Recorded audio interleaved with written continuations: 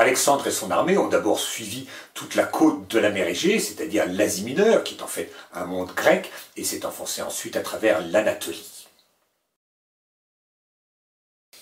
Et Alexandre va affronter le roi de Perse, qui est à l'époque Darius III, à la bataille d'Issos en 333 avant Jésus-Christ.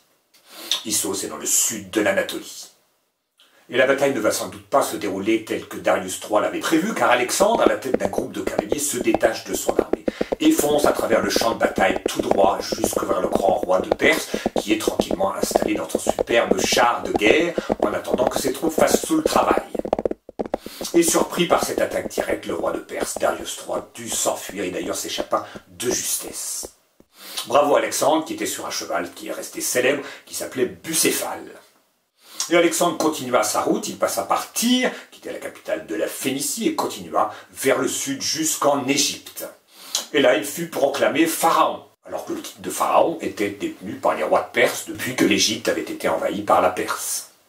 Il se plaisait bien en Égypte, et il y fonda même une ville qui s'appelle Alexandrie, dans le delta du Nil. Alors Alexandre a fondé d'autres villes, et la plupart d'entre elles s'appellent d'ailleurs Alexandrie, donc ce n'est pas la seule Alexandrie qui existe dans le monde. Mais c'est la plus célèbre.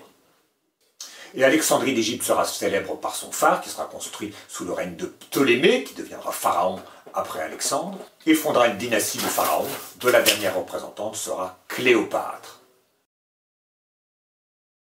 Mais la véritable ambition d'Alexandre, c'est la conquête de l'Empire perse, et donc il reprend sa route vers l'Orient, et en 331, il affronte de nouveau Darius III à la bataille de Gaugamel, qu'on appelle aussi la bataille d'Arbel. Cette bataille se déroule à peu près comme la bataille d'Issos, c'est-à-dire qu'Alexandre, là aussi à la tête d'un groupe de cavaliers, monté sur Bucéphale, fonce tout droit vers le grand roi. Et celui-ci, de nouveau, s'enfuit. Et cette fois, il abandonne son trésor et aussi ses femmes. Il alla se cacher dans les montagnes et mena une vie errante jusqu'au jour où quelques-uns de ses anciens officiers le retrouvèrent, décidèrent de l'assassiner et envoyèrent sa tête à Alexandre. Mais Alexandre apparemment n'a pas trouvé ce cadeau de très bon goût et il a fait immédiatement exécuter ses traîtres, même s'ils étaient traîtres à son propre ennemi. Fort de cette victoire, Alexandre se fut couronné roi d'Asie et il fit son entrée dans la prestigieuse ville de Babylone, célèbre pour ses jardins suspendus, et qui allait devenir d'ailleurs sa capitale. Et au fur et à mesure de ses conquêtes, il nomma ses propres généraux satrapes de l'Empire perse, en conservant la structure générale de cet empire, donc qui est divisé en satrapies, gouvernées par des satrapes. C'est contagieux. Alexandre en a assez fait pour laisser son nom dans l'histoire, mais il n'en a jamais assez, et surtout, il garde les yeux tournés vers l'Orient qui le fascine. Et en 328, continuant sa route vers l'Orient, il atteint l'Indus, qui était la limite de l'Empire perse. Et là, sur les rives de l'Hydaspe, il affronte le roi Poros. Le roi Poros a une armée qui est équipée d'éléphants de guerre. C'est la première fois qu'on rencontre des éléphants de guerre, on va en retrouver plusieurs fois. Mais cela ne suffit pas à remporter la victoire, et c'est Alexandre qui sort vainqueur.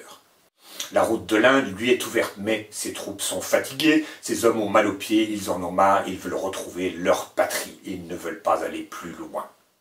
Si bien qu'Alexandre fut contraint de faire demi-tour, et il retourna à Babylone.